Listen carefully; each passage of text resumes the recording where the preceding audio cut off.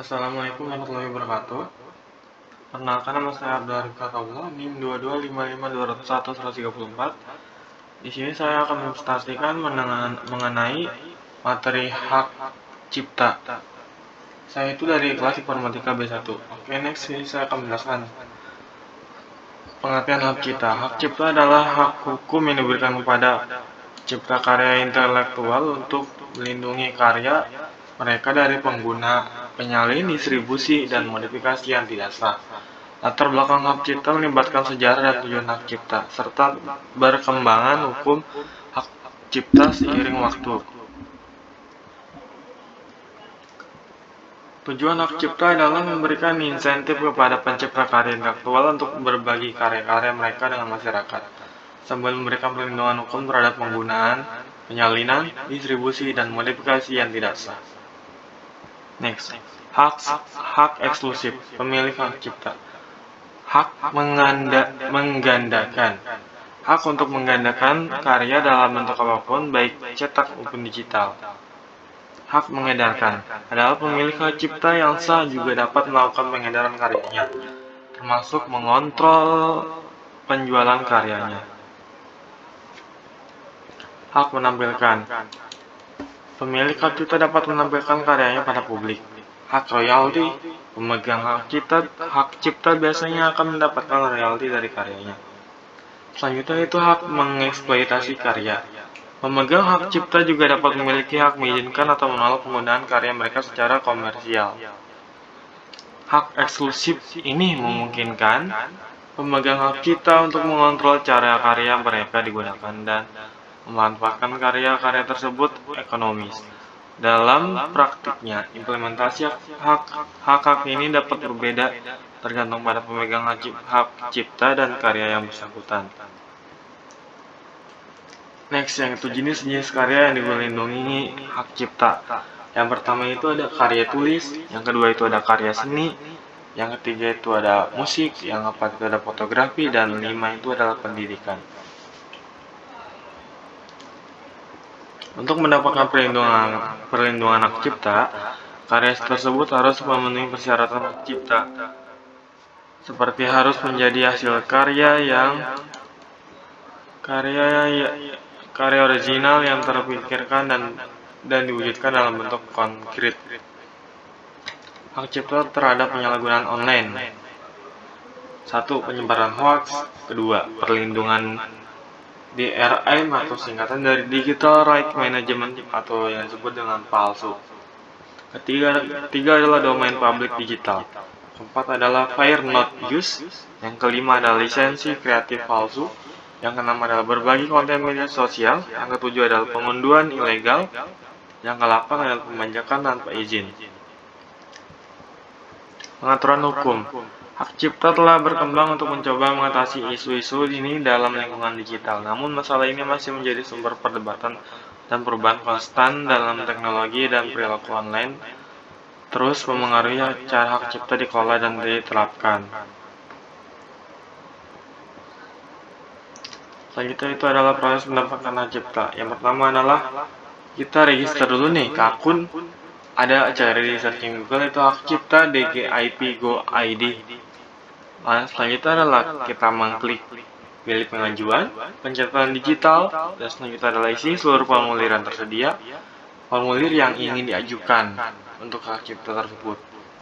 Unggah data dukung yang dibutuhkan, seperti misalnya kita mau logo, itu bisa berupa dokumen, PDF, ataupun suatu file perusahaan yang pengen dilegalkan supaya tidak dapat diajukan oleh orang lain, disalahgunakan.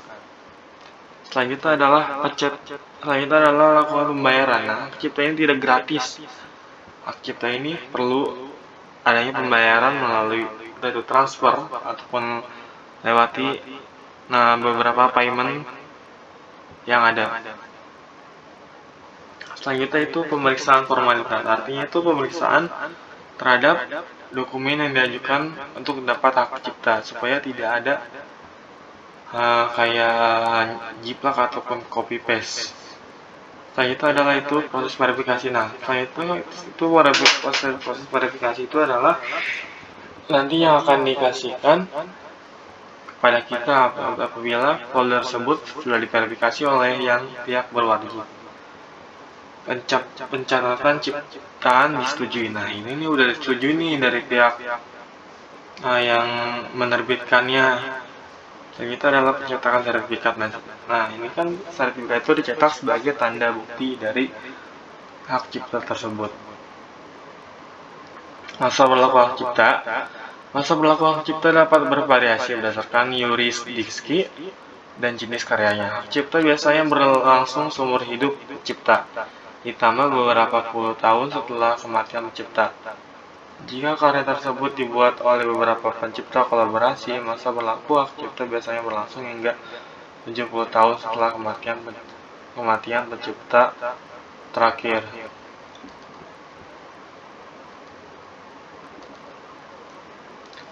Selanjutnya itu adalah masa perlindungan hak cipta. Masa perlindungan hak cipta seumur hidup pencipta plus 70 tahun. Program komputer itu 20 tahun sejak pertama kali dipublikasikan. Selanjutnya itu produser rekaman 90 tahun sejak ciptaan difiksasikan. Dan selanjutnya itu lembaga penyiaran itu hak cipta itu 20 tahun sejak pertama kali disiarkan. Nah, itu dia. Nah, inilah ada beberapa hak cipta dalam bentuk intelektual. Yang pertama adalah mendorong kreativitas dan inovasi. Yang kedua adalah perlindungan terhadap hak cipta. Yang ketiga adalah penghasilan dan penghargaan. Yang keempat adalah mengontrol penggunaan karya. Yang kelima adalah perlindungan merek identitas.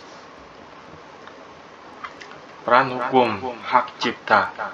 Kerjasama internasional memiliki peran yang signifikan dalam pengembangan dan harmonisasi hukum hak cipta di berbagai negara. Beberapa organisasi internasional seperti World Intellectual Property Organization atau yang disingkat dengan WIPO memainkan peran penting dalam memfasilitasi kerjasama ini,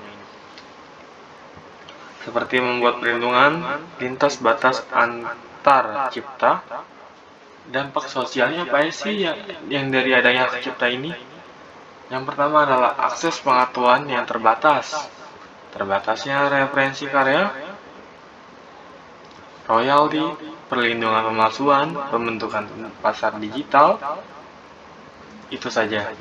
Pengaruh AI terhadap hak cipta. Teknologi AI digunakan untuk mendeteksi dan mencegah pelanggaran hak cipta dalam konten audio dan video dengan mengidentifikasi tanda air digital atau tanda pengenal wajah yang menyiratkan pemilik hak cipta.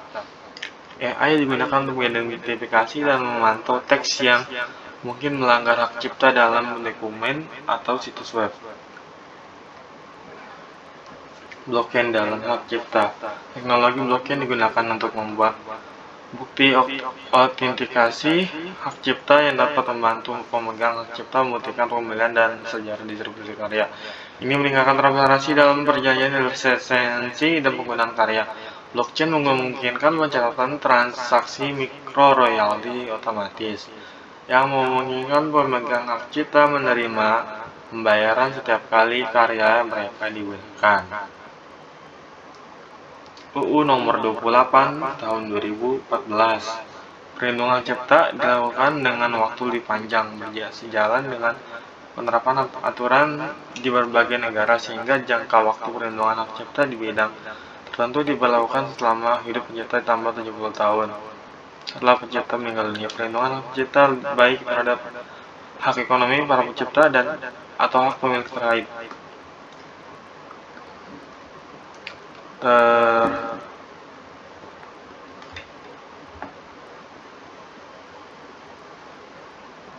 Termasuk membatasi pengalihan hak ekonomi dalam bentuk jual putus atau sold trade. Pencatatan hak cipta nih, pencatatan hak cipta tadi ya. Ada ini nih, ada daftar akun, approval, pembayaran,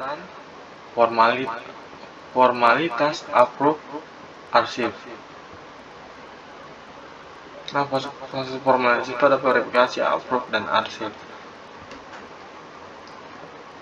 Persyaratan permohonan hak cipta ya. Satu itu ada persyaratan surat permohonan hak cipta, kedua ada surat perjanjian, yang ketiga adalah bukti pengalihan hak, empat adalah fotokopi surat pencatatan ciptaan, yang kelima adalah KTP, dan enam yaitu dokumen dan dokumen lainnya.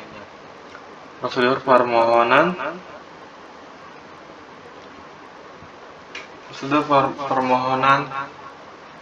hak cipta. Yang pertama adalah pemohon datang ke kantor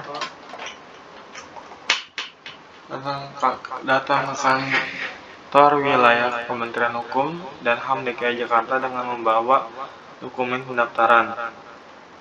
Pemohon ke petugas loket untuk menyerahkan berkas pendaftaran. Petugas memeriksa kelengkapan berkas permohonan pendaftaran. Petugas memberikan voucher pembayaran BNP. Yang kelima adalah petugas menginput permohonan melalui e-filing. Dan kelima adalah petugas mencetak bukti tanda terima pendaftaran. Yang ketujuh adalah ditindaklanjuti oleh Ditjen KI sampai dengan keluarnya sertifikat. Biaya permohonan. Biaya permohonan itu berbagai macam. Seperti yang ada di program komputer nih. Usaha mikro, usaha kecil, lembaga pendidikan, dan litbang. Pemerintahan itu 300.000. Yang kedua adalah umum 600.000. Yang kedua adalah non program komputer. Misalnya usaha mikro, usaha kecil, lembaga pendidikan, dan litbang pemerintahan itu 200.000, dan umum itu adalah 400.000. Oke. Kesimpulan dari presentasi saya ini adalah hak cipta adalah suatu sistem hukum yang memberikan pemilik hak eksklusif atas karya kreatif mereka, seperti tulisan, musik, seni, film, dan banyak lagi yang lainnya. Hak cipta memberikan insentif bagi pencipta untuk terus menciptakan karya baru dengan memberikan hak eksklusif atas karya tersebut. Ini mendukung inovasi dan keberlanjutan dalam industri kreatif. Oke, terima kasih atas presentasi yang telah saya sampaikan. Kurang lebih yang mohon maaf. Wassalamualaikum warahmatullahi wabarakatuh.